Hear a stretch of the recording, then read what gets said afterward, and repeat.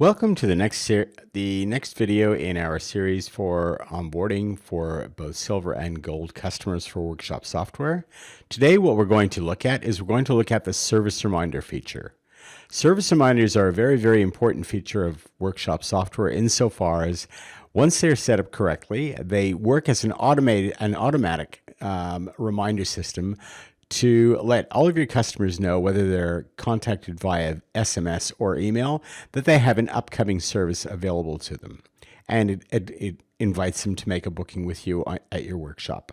So the first thing that we're going to focus on is the products, because in the product series over here, we have two particular items that we need to look at, which are the labor items.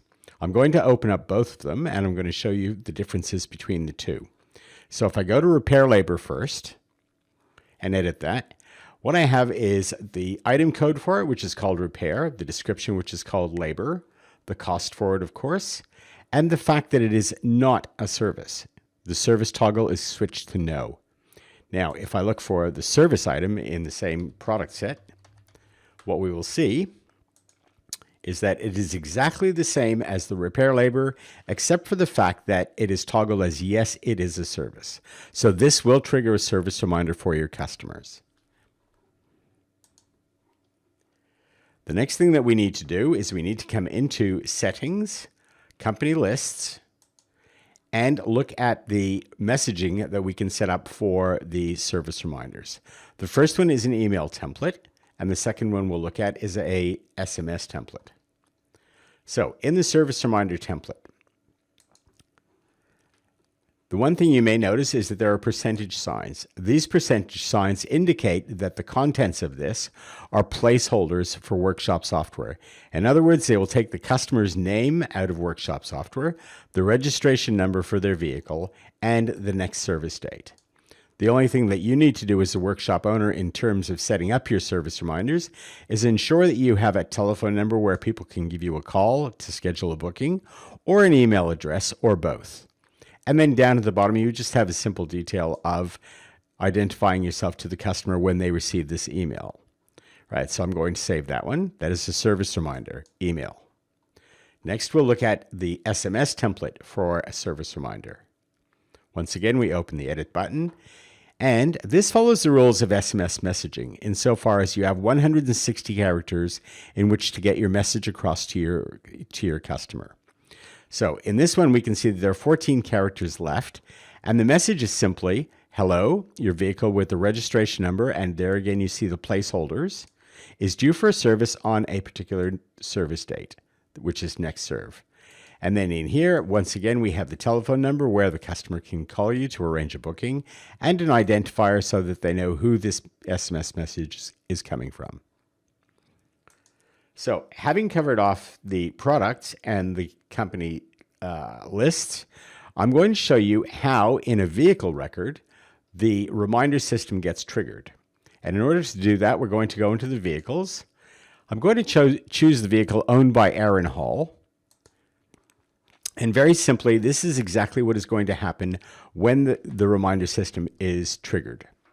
So if Aaron Hall were to bring his vehicle with the registration YUI 841 into the workshop today, and you were to do an invoice for him, right, then the system will automatically come in here and say, the last time that this vehicle was in the workshop was on the 14th of February, 2021, right?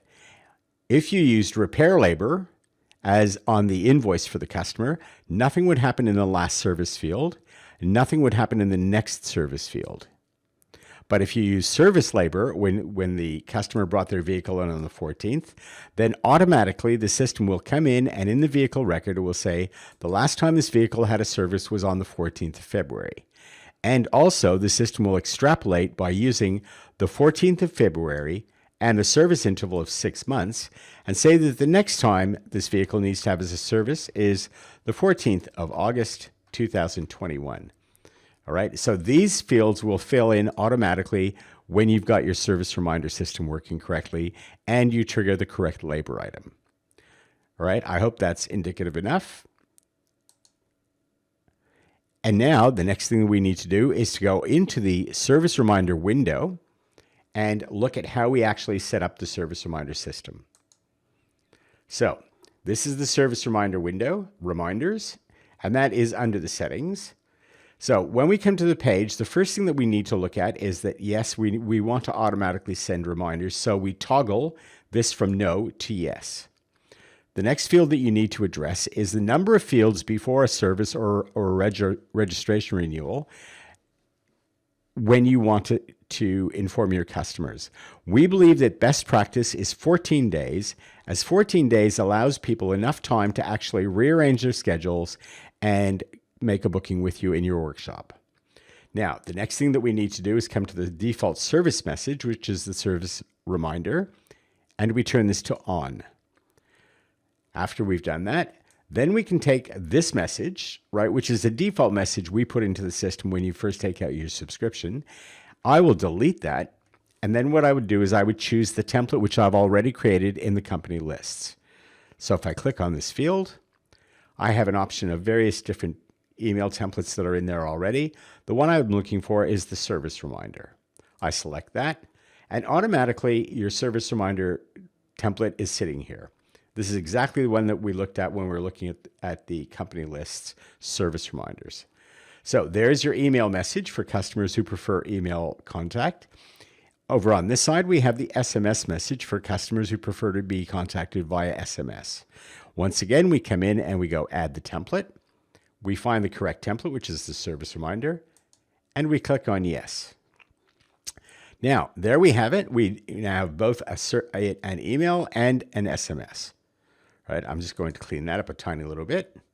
There we go. We still have 15 characters available to us, but I don't generally tend to use hello customer full name because sometimes your customers can have names that are longer than that 15 characters, in which case the service reminders going out via SMS would trigger a second SMS.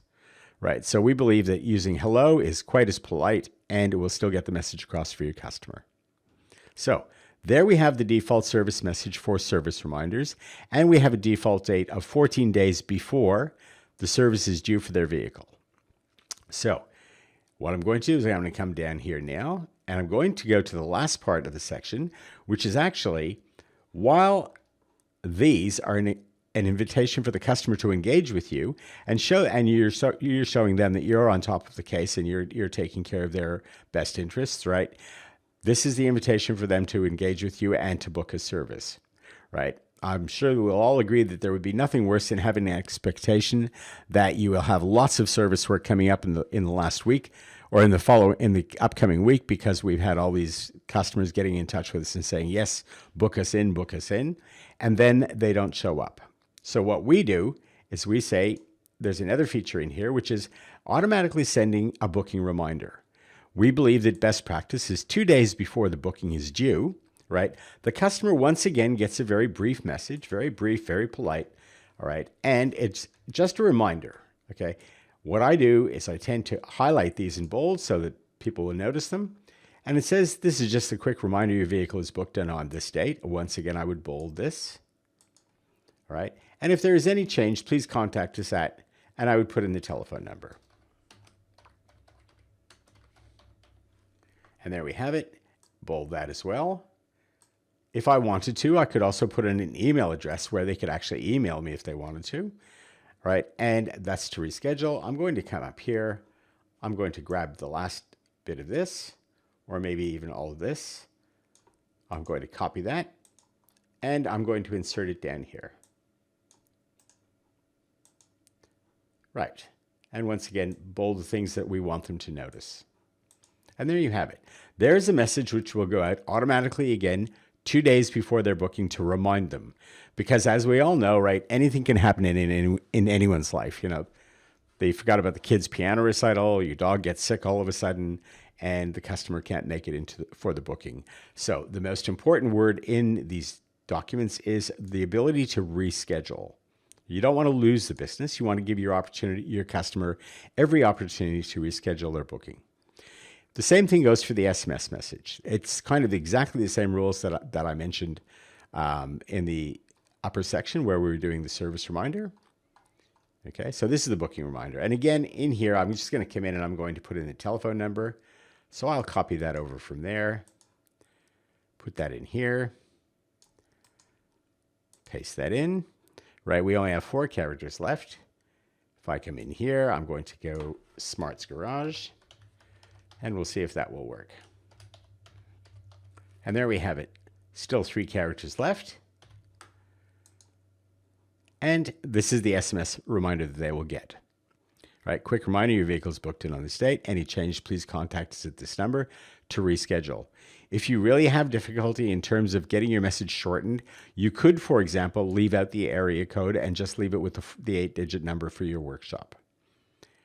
That concludes our video on how to set up the service reminder system. What you would do is you would come in and you would save that, and everything in your reminder system is now on and it is ready to work. If you haven't bought your SMSs, which were up in the company profile, or you're not ready to turn on your system, you can set it up and you can then turn it back off, save it. As I've just done here, reminders have been saved. And when you're ready to turn the system on, you've got everything is sitting there already waiting for you. And you simply come in, turn it on, you go yes, and then you save it, and that will trigger your reminder system.